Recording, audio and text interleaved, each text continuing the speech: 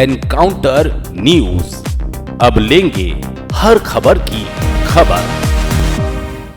इंदौर के राऊ जंक्शन से राऊखेड़ी तक करीब 35 किलोमीटर लंबा नया बाईपास प्रस्तावित है। इसे लेकर प्रशासन के द्वारा दावे आपत्ति बुलाई गई थी। ऐसे में आज बड़ी संख्या में किसान और व्यापारी कलेक्टर कार्यालय पहुंचे और जमीन अधिग्रहण को लेकर विरोध दर्ज कराया।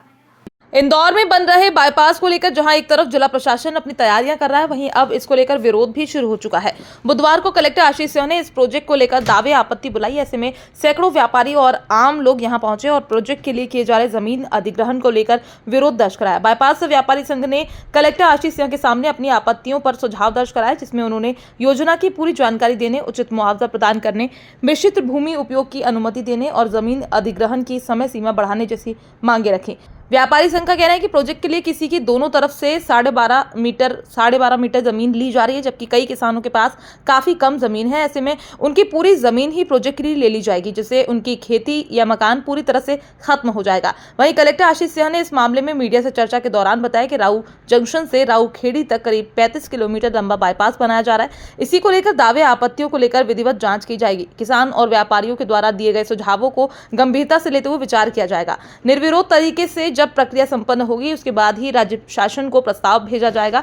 फिलहाल किसान और व्यापारी संघ ने इस प्रोजेक्ट को लेकर विरोध दर्ज कराते हुए आगामी दिनों में प्रदर्शन की भी चेतावनी दी है। इंदौर से एनकाउंटर न्यूज की रिपोर्ट। कलेक्टर साहब से मिले हो, दावे आपत्ति में आपने आपकी तरफ से सुझाव रखे हैं आज मीटिंग के अंदर। आज बाईपास का जो कंट्रोल एरिया है, बाईपास का चौड़ीकरण करने के लिए हमको नोटिस आए थे टाउन एंड कंट्री प्लानिंग से, मास्टर प्लान से, कि भैया आपकी ज़मीन जो है वो हम लेना चाहते हैं।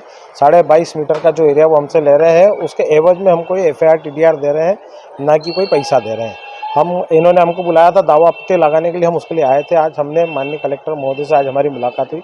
हमने उनको बोला कि हमको मिश्रित उपयोग वाली जो भूमि है वो तो हमारी है। आपने जो बाईपास का कंट्रोल एरिया बढ़ाने के लिए साइज 22.5 मीटर जो हमसे ली है, उसको वो हम देने को तैयार है, लेकिन उसके लिए हमको गाइडलाइन के हिसाब से जो सरकार का जो प्रावधान है, केंद्रीय सरकार ने जो नया भूमि अधिग्रहण बिल लगाया, उसमें दो गुना गाइडलाइन का 2 गुना जो हमको चाहिए वो हमको मिले।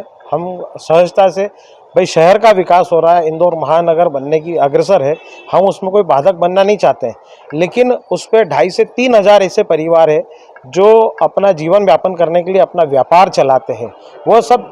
वो सब लोग बेघर हो जाएंगे। हम चाहते हैं सरकार से भी कि भाई वो लोग बेघर ना हो।